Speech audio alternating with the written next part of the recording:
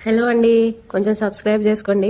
ఈరోజు సీరియల్ ఎపిసోడ్లో అందరూ లెటర్ చూస్తూ ఉంటారు. దాన్ని తీసుకొని కామాక్షి చదువుతుంది. నా చావుకి ఎవరు కారణం కాదు, ఒక్కరు తప్ప. ఆ ఒక్కరు మా అత్తగారు. ప్రభావతి ఏమో అమ్మో అనుకుంటూ ఉంటుంది. అదొక గంప రాక్షసి, గంప గయ్యాలి. నిజానికి నేను దాని పీకని పీసికి చంపేయాలి. కానీ నేను అలా చేస్తే అది ఒక్కసారే చేస్తుంది. పరువు పోయినా ఇంట బయట అందరూ చీకొట్టి అది జైలు స్తంభం ఎక్కాలి. ఎలాగో చేస్తున్నాను కాబట్టి దాన్ని తిట్టాను. నా కసి చల్లారింది. మా అత్తని మాత్రం వదిలిపెట్టకండి. కావాలంటే మా అత్త ఫ్రెండ్ కామాక్షి గారిని విచారించండి. మా అత్త ఎలాంటిదో, ఎన్ని కష్టాలు పెట్టిందో ఆవిడే సాక్ష్యం చెప్తారు. అమ్మా, నన్ను క్షమించు. ఏవండి, నన్ను క్షమించండి. అమ్మా, బాధపడకు. తమ్ముడు, చెల్లి, మీరు చదువుకోండి అని ఈ లోకం నుండి నేను శాశ్వతంగా సెలవు తీసుకుంటున్నాను. ఇట్లు ఓ అభాగ్యురాలైన మీనా అని చదవగానే ప్రభావతి ఊహించుకుంటూ ఉంటుంది జైల్లో ఉన్నట్టు. కేసు పూర్వపరాలు పరిశీలించిన మీదట ముద్దాయి ప్రభావతి స్త్రీ జాతికే మచ్చ తెచ్చినందున ప్రపంచంలో ఏ అత్త కూడా ఇంత గయాలితనం చూపించదని కోర్టు నమ్ముతూ ఉరి శిక్ష జారీ చేయడం జరిగింది అని ఊహించుకుంటూ ఉంటది. అప్పుడు శృతి, ఆంటీ ఏమైంది అని అంటది. వెంటనే కామాక్షి, ఏంటో దినా, అప్పుడే ఉరి కంబం దాకా వెళ్ళిపోయావా అని అంటది. ఇదంతా ఊహనే. ప్రభావతి ఊహలోనే ఊహించుకుంటూ ఉంటది. సరేలే కామాక్షి, ఇదంతా నా ఊహ. ఆ లెటర్లో ఏముందో చదువు అని అంటది. కామాక్షి, కిలో వంకాయలు పుచ్చులేనివి, కిలో బెండకాయలు ముదిరిపోయినవి, కిలో ఉల్లిపాయలు మురిగిపోయినవి, ఆకుకూరలు వాడిపోయినవి ఇక అని చదువుతా ఉంటే ప్రభావతి కోపంగా, ఇక చాలే ఆపు అని ఆ లెటర్ని కొడుతుంది. ఆ లిస్ట్ రాసింది నేనే. నువ్వు పెట్టిన టెన్షన్కి నేను రాసిన సంగతే మర్చిపోయాను అని అనేసరికి రోహిణి, అత్తయ్య మీరెందుకు ఇంత భయపడుతున్నారు, మీనా వచ్చేస్తుంది అని అంటది. వెంటనే శృతి, డోంట్ వరీ ఆంటీ, మీనా వచ్చేస్తుంది, మనం వెళ్ళి కాఫీ తాగుదాం సరదాగా అని అంటది. అప్పుడు ప్రభావతి, కాఫీ ఎవరు పెడతారు అని అంటది. వెంటనే కామాక్షి రోహిణి వైపు చూస్తే రోహిణి పక్కకు చూస్తూ ఉంటుంది. అర్థమైంది, నేనే పెడతాలే రండి అని కామాక్షి అంటది. అటు బాలు వేరే వాళ్ళని అడిగి వస్తాడు. అప్పుడు వాళ్ళ ఫ్రెండ్, అరే ఏమైందిరా అంటే, లేదంటరా అని కన్నీళ్ళు పెట్టుకుంటాడు. అప్పుడు వాళ్ళ ఫ్రెండ్, రే ఏంట్రా ఆ కన్నీళ్ళు, చిన్నపిల్లల్లో ప్రవర్తిస్తున్నావు, మీనా ఏమన్నా అల్లటప్ప అమ్మాయి కాదు, అమ్మాయికరాలు అంతకంటే కాదు, ఎక్కడో పని మీద ఎక్కడో లాక్ అయిపోయి ఉంటుంది, తను వస్తుంది, నువ్వు కంగారు పడుకు అని అనేసరికి, లేదురా, చిన్నప్పటి నుండి ఎలాంటి పరిస్థితి వచ్చినా నేను భయపడలేదు, కానీ ఈ రోజు మీనా కనపడిపోయేసరికి భయం అంటే ఏంటో తెలుస్తుంది. అది క్షణానికి పెరుగుతూ ఉంది. దీనికి కారణం నేనే. నా నోటి దురుసు వల్లే మీనా బాధపడ్డది అని అంటాడు. అప్పుడు వాళ్ళ ఫ్రెండ్, రే మీనా ఏంటో, తన మనస్తత్వం ఏంటో పూర్తిగా తెలిసిన నువ్వే ఇలా మాట్లాడుతున్నావు. మీ ఇద్దరికి ఎన్నిసార్లు ఇలాంటి గొడవలు జరగలేదు, ఇంతకంటే పెద్దవే చాలానే జరిగాయి. కానీ మీనా ఏ రోజు ఇల్లు వదిలి వెళ్ళిపోలేదు. అలాంటిది ఇప్పుడు వెళ్ళిపోతుందని ఎలా అనుకుంటున్నావు అని అనేసరికి బాలు, మరి మీనా ఎక్కడరా, నాకు చెప్పకుండా తను ఎక్కడికి వెళ్ళదు, అలా అని వాళ్ళ ఇంట్లోనూ లేదు, ఫోన్ చేస్తే కట్ చేసింది, ఇప్పుడు స్విచ్ ఆఫ్ వస్తుంది, నా మీద కోపం లేకపోతే ఎందుకు కట్ చేస్తుంది, ఎందుకు స్విచ్ ఆఫ్ వస్తుంది అని అనేసరికి వాళ్ళ ఫ్రెండ్, రే నువ్వు ఇష్టం లేకుండా తనని పెళ్లి చేసుకున్నా కష్టమైనా సరే తను నిన్ను భరిస్తుంది. నిన్ను అర్థం చేసుకొని తనని నువ్వు అర్థం చేసుకునేలా చేసింది మీనా. ఈ రోజుల్లో చిన్న చిన్న వాటికే ఎంతో మంది విడాకులు తీసుకొని విడిపోతున్నారు. అలాంటి వాళ్ళకి మీనా ఆదర్శం రా. నువ్వు తాగి గోల చేసినా భరించింది, మీ అమ్మ ఎన్నిసార్లు గొడవ చేసినా భరించింది, నువ్వు వాళ్ళ ఇంటికెళ్ళి గొడవ చేసినా భరించింది. అంతెందుకు, నువ్వు వాళ్ళ తమ్ముడు చేయి విరగొట్టినా కూడా నీతో గొడవ పెట్టి వెళ్ళిపోలేదు ఇంట్లో నుండి. ఇప్పుడు ఎలా వెళ్తుంది, నువ్వు ధైర్యంగా ఉండరా. రే మీనా ఒకసారి ఒక షాప్ దగ్గర పూలు ఇవ్వడం చూశాను, అక్కడికి వెళ్ళి కనుక్కుందాం పదా అని బాలుతో అంటాడు వాళ్ళ ఫ్రెండ్. ఇద్దరు కలిసి బయలుదేరుతారు. అటు మీనా వాళ్ళ తమ్ముడు శివ గుణ దగ్గరికి వెళ్ళి, గుణ అక్క కనిపించడం లేదు అని అంటాడు. వెంటనే గుణ, ఈ టైంలో ఎక్కడికి వెళ్తుంది అని అంటాడు. అప్పుడు శివ, అదే తెలియటం లేదు, ఫోన్ చేస్తే స్విచ్ ఆఫ్ వస్తుంది, నీకు ఈ విషయం ఎవరు చెప్పారు అని గుణ అడుగుతాడు. అప్పుడు శివ, అక్క కోసం మా బావ మా ఇంటికి కాల్ చేశాడు, మా బావ కాల్ చేయడానికి మా అక్క ఇంట్లో నుండి వెళ్ళిపోవడానికి కారణం బాలు అని అనేసరికి గుణ, వాళ్ళిద్దరి మధ్య గొడవ జరుగుంటది, కోపంలో కొట్టుంటాడు, భయంతో ఇంట్లో నుండి వెళ్ళిపోయి ఉంటది అని అంటాడు. అప్పుడు శివ, అలాగైతే మా ఇంటికి రావచ్చు కదా అని అనేసరికి, మీ ఇంట్లో మీ బావని అందరు సపోర్ట్ చేస్తారు కదా గుడ్డిగా, తనకి సపోర్ట్ చేయరేమో అని వెళ్ళిపోయి ఉంటుంది అని అంటాడు. నాకెందుకో భయం వేస్తుంది అని శివ అంటాడు. శివ, నువ్వు భయపడకు, ముందెళ్ళి పోలీస్ కంప్లైంట్ ఇవ్వు అని అంటాడు. మీ బావని స్టేషన్లో పడేసి 4 ఉతికితే వాడే నిజం చెప్తాడు అని అనేసరికి శివ, నేను ఇంట్లో ఉన్నప్పుడే అనుమానం వచ్చింది అని అంటే, మరి కంప్లైంట్ చేయలేదా అని గుణ అంటాడు. కానీ బావ మీద కంప్లైంట్ ఇవ్వడం పద్ధతి కాదుగా అని శివ అంటాడు. అప్పుడు గుణ, ఆస్తుల కోసం అమ్మా నాన్నలనే కోర్టుకు ఏడుస్తున్న లోకం ఇది, మీ అక్క కోసం నువ్వు కంప్లైంట్ ఇవ్వకపోతే ఎలా అని అంటాడు. బాధ్యత లేదనుకుంటారు, ఆలోచించకు శివ, ఈ మధ్య భార్యాభర్తల గొడవలు హత్యల దాకా వెళ్తున్నాయి, భార్య కనపడట్లేదంటే ఖచ్చితంగా భర్తే ఏదో చేస్తుంటాడు అని అనేసరికి, అంటే మా అక్క అని శివ అంటాడు. అప్పుడు గుణ, నా ఉద్దేశం అది కాదు, మీ అక్కకి ఏమీ కాదు, నీకు నేనున్నా కదా, ముందెళ్ళి కంప్లైంట్ ఇవ్వు అని అంటాడు. అప్పుడు శివ "హా" అని అక్కడ నుండి వెళ్తాడు పోలీస్ స్టేషన్కి. అటు బాలు కూర్చొని ఏడుస్తూ ఉంటాడు. అప్పుడు వాళ్ళ ఫ్రెండ్ మీనా ఖచ్చితంగా ఇంటికి వచ్చేస్తుంది, మనం వెళ్దాం పదా అని అంటాడు. ఇంటికి వెళ్ళను రా, నేను ఖచ్చితంగా మీనానే తీసుకొని వెళ్తాను అని అంటే, ఆలస్యం అవుతుందిరా, మీ నాన్న కూడా నీకోసం కూడా టెన్షన్ పడుతూ ఉంటారు, నువ్వు వెళ్ళు, మనోళ్ళతో నేను ఎతికిస్తాను అని వాళ్ళ ఫ్రెండ్ అంటాడు. నువ్వు ఇంటికి వెళ్దు కానీ పదా అంటే, లేదురా నేను రాలేను, నన్ను బాధ పెట్టుకో అని బాలు అంటాడు. అప్పుడే బాలు వాళ్ళ నాన్న కాల్ చేస్తాడు. బాలుకి కాల్ వస్తుంది. అప్పుడు వాళ్ళ ఫ్రెండ్ లిఫ్ట్ చేయరా అని అంటే, లేదురా నేను లిఫ్ట్ చేయను, మా నాన్న చేస్తుండు, ఏదైనా వినాల్సి వస్తే అని నాకు భయం వేస్తుంది అంటే, మీనాకి ఏం కాదురా నువ్వు లిఫ్ట్ చేయి అని అంటాడు. అప్పుడు బాలు ఫోన్ ఎత్తుతాడు.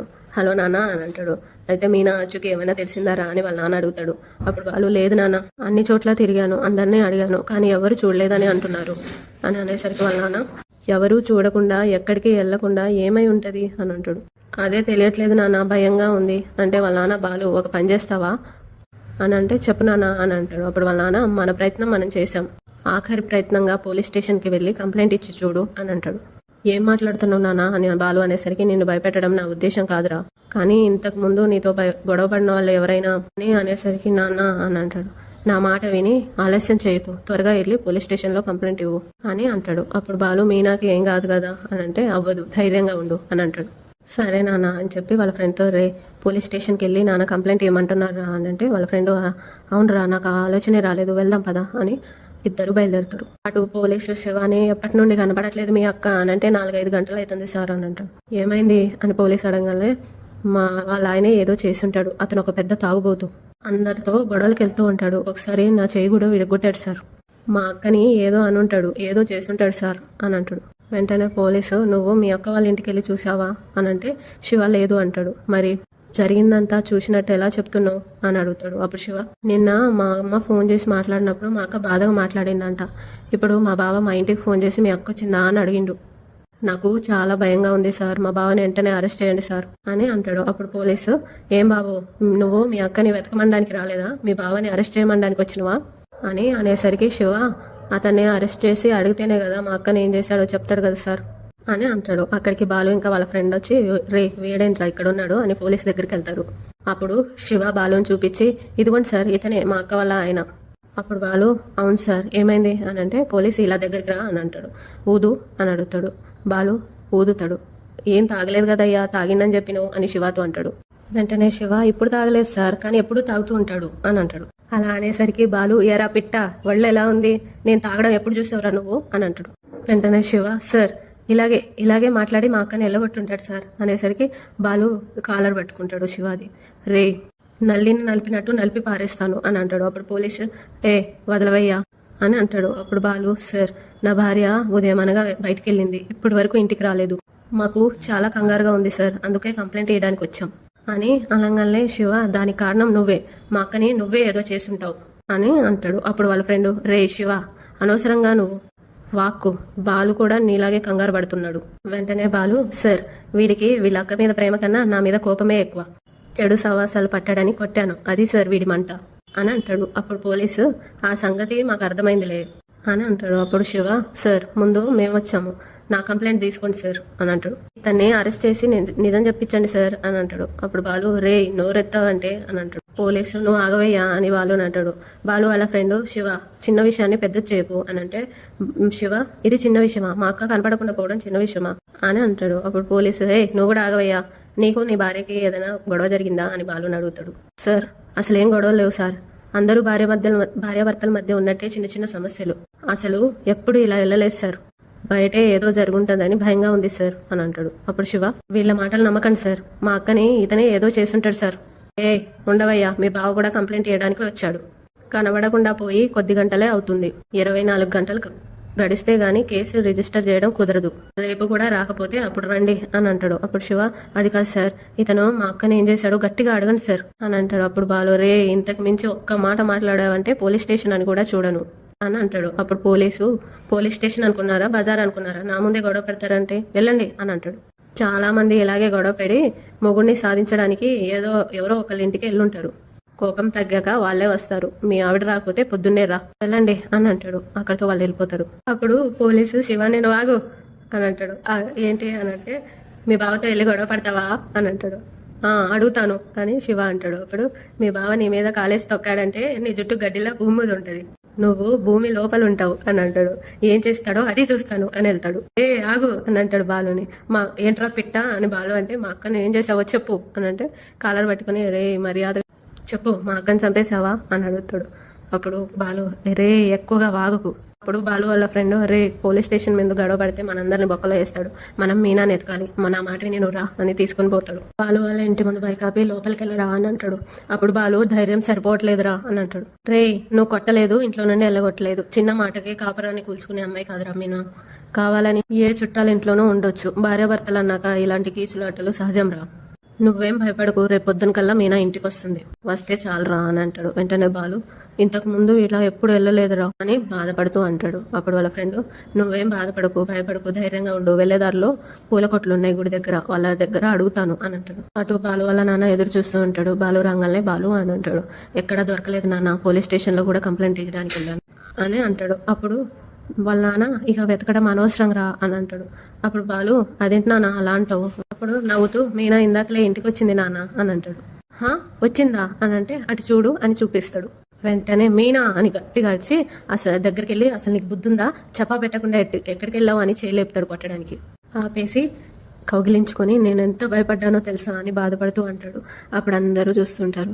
అందరూ చూస్తున్నారు వదలండి అని మీనా అంటది. అప్పుడు మీనాక్షి మా రంగ కూడా అంతే, ఒకసారి సినిమాకి వెళ్ళి లేటుగా వచ్చినందుకు ఇలాగే ఏడ్చాడు అని అంటది. వెంటనే రవి రారని అనుకుంటాడు. పాపం వచ్చేసరికి ఏడుపు వచ్చేసింది అని అంటాడు. అప్పుడు కామాక్షి చీపోరా నాకేమైందో అని భయపడ్డాడు అని అంటది. వెంటనే బాలు అసలు ఏంటిది, అలా ఎలా వెళ్తావు, సరదాగా ఏదో అంటే అదే మాట పట్టుకొని వెళ్ళిపోవడమేనా, నీకేమైందో అని అంత కంగారు పడ్డానో తెలుసా, ఎవరో గోదావరి బ్రిడ్జ్ మీద నుండి దూకారని వెళ్ళాను, తీరా వెళ్ళి చూస్తే ఒక మొగుడిని వాళ్ళ పెళ్ళ మీద తోసేసిందంట అని అంటాడు. అప్పుడు అందరు నవ్వుతారు. అప్పుడు ప్రభాతి చాలు చాలు, ఇలా తిరిగి తిరిగి ఇంటికి వస్తే ఇలాగేనా మాట్లాడేది, ఏమన్నా భయం ఉందా, పొద్దుననగా వెళ్ళింది, ఇంతకు ముందు పని వంకతో పూలు కట్టాలని తప్పించుకుని వెళ్ళిపోయేది, ఇప్పుడు తిట్టాడనే వంకతో రాత్రిపూట తిరిగొచ్చింది అని అనగానే మీనా మీకు అలా అర్థమైందా అని అంటది. అప్పుడు కామాక్షి ఏంటోది నా మాటలు, పిల్ల క్షేమంగా తిరిగొచ్చింది అందుకు సంతోషపడు, లేదంటే ఈ పాటికి నువ్వు ఎక్కడుండేదానివో ఆలోచించు అని అంటది. అప్పుడు ప్రభావతి ఆ పాపు అని అంటది. అప్పుడు మీనా వాళ్ళ మామగారు అది కాదమ్మా, నీకు ఏదైనా బాధ వస్తే తండ్రి లాంటోడిని నాకు చెప్తే నేను మందలిస్తాను కదా, అలా వెళ్తే ఎంత కంగారు పడ్డామో తెలుసా అని అనగానే మీనా మావయ్య అని అంటది. అప్పుడు రవి వదినా పెద్ద పెద్ద గొడవలు జరిగినప్పుడే ఇంట్లో నుండి బయటికి వెళ్ళేదానివి కాదు, ఇప్పుడు ఎందుకు వదినా అలా వెళ్ళిపోయావు అని అంటాడు. అప్పుడు మీనా అది కాదు అని అనగానే ప్రభావతి మీకు ఇంకా అర్థం కాలేదా, అది పూర్తిగా వెళ్ళిపోదామని పోలేదురా, అందరినీ బెదిరించాలని వెళ్ళింది, అంత రోషం ఉన్నదే అయితే మళ్ళీ ఎందుకు తిరిగి వస్తుంది అని అంటది. కామాక్షి ఏమో ఏదైనా సినిమాకి వెళ్ళావా మీనా అని అంటది. రోహిణి మీ అమ్మ వాళ్ళ ఇంటికి వెళ్ళావేమో అనుకున్నాము అని అంటది. అక్కడికి కూడా వెళ్ళలేదంటగా అని అంటది. అప్పుడు ప్రభావతి దీనికి ఊరంతా చుట్టాలే, ఆ పూల వాళ్ళ దగ్గరే ఉండుంటది అని అంటది. అప్పుడు మీనా ఒక్క సెకండ్ నన్ను మాట్లాడనిస్తారా, అసలు నేను చెప్పే వెళ్ళాను అని అంటది. అందరు షాక్ అవుతారు. నేను బయటకు వెళ్లే ముందు ఒక ఫోన్ వచ్చింది అని శృతితో చెప్పిన సన్నివేశాన్ని చూపిస్తారు. అప్పుడు మీనా శృతి నాకు ఫోన్ వచ్చింది, నేను బయటకు వెళ్తున్నాను పూలు కట్టడానికి, మా ఆయనతో చెప్పి వెళ్ళాలి కానీ గొడవైంది కదా, నేను రావడానికి రాత్రి అవ్వచ్చు, ఇంట్లో అడిగిన అందరికీ చెప్పు అని అనేసి వెళ్ళిపోతుంది. అప్పుడు శృతి సరే అంటది చదువుకుంటూ అని చెప్పి, శృతి మీతో చెప్పడం మర్చిపోయి ఉంటది అని అంటది. వెంటనే శృతి నాకు చెప్పావా, నాకెప్పుడు చెప్పావు అని అనగానే ప్రభావతి చూసారా చూసారా ఇప్పుడు తప్పుని శృతి మీదకి నెట్టాలని చూస్తుంది అని అనగానే శృతి ఆహా మీనా అబద్ధం చెప్పదు కానీ అని అనగానే ప్రభావతి నిజం కూడా చెప్పదు అని అంటది. అప్పుడు మీనా అదేంటి శృతి, నువ్వు స్నానానికి వెళ్ళేటప్పుడు వేడి నీళ్ళు ఇస్తూ చెప్పాను కదా, నువ్వు సరే అని కూడా అన్నావు అని అంటది. అప్పుడు శృతి గుర్తు తెచ్చుకుంటూ ఉంటది, ఫోన్లో ఓకే ఓకే అని అంటూ ఉంటది. ఓ గాడ్ నాకు ఇప్పుడు అంతా అర్థమైంది, దీనికి కారణం మిస్కమ్యూనికేషన్ అని అనగానే బాలు ఎవరా మిస్ అని అంటే రవి మిస్ కాదన్నయ్య మిస్కమ్యూనికేషన్ అంటే ఒకరు చెప్పాలనుకునేది వేరే వాళ్ళకి ఇంకోలా అర్థం అవ్వడం అని అంటాడు. యాక్చువల్లీ ఫోన్లో నేను మా డబ్బింగ్ ఇన్ఛార్జ్తో మాట్లాడుతున్నాను, ఫోన్లో చెవిలో బ్లూటూత్ పెట్టుకొని అని అంటది. ఆయన 11ంటికి ఒక వెబ్ సిరీస్కి డబ్బింగ్ చెప్పడానికి రమ్మన్నారు, నేను సరే అన్నాను, అది విని మీనా నేను విన్నానని అనుకుని వెళ్ళిపోయింది అని అంటది. అప్పుడు మీనాక్షి ఇప్పుడు అర్థమైందా వదినా, మీనా గురించి ఏదేదో మాట్లాడావు ఇప్పుడేమంటావు అని అంటది. అంతటితో ఈరోజు ఎపిసోడ్ అయిపోతుంది. రేపటి ఎపిసోడ్లో తర్వాయి భాగంలో మీనా బాలుతో ఇప్పుడు టెన్షన్ పోయిందా అని అంటది. అప్పుడు బాలు నాకేం టెన్షన్ లేదు, నేనేం టెన్షన్ పడలేదు అని అంటాడు. మీరు బాగా ఏడ్చారంట కదా అని అంటది. అయినా నేనెందుకు ఏడుస్తాను అని బాలు అంటాడు. కళ్ళు ఎర్రబడ్డా ఎందుకో నా మీద ప్రేమ కూడా కనిపించింది అని అంటది మీనా. ఇంతకీ పోలీసులు ఏమన్నారు అని అడుగుతుంది. అప్పుడు బాలు అక్కడ ఇంకొకటి జరిగింది అని అంటే ఏం జరిగింది అంటే మీ తమ్ముడు మా అక్క కనపడకపోవడానికి మా బావే కారణం, మా బావే ఏదో చేసి ఉంటాడు, చంపేసి ఉంటాడు అని నా మీదే కంప్లైంట్ ఇవ్వడానికి వచ్చాడు, ఎవడో వాడిని బాగా రెచ్చగొట్టి పంపించుంటారు అని అంటాడు. అంతటితో అయిపోతుంది.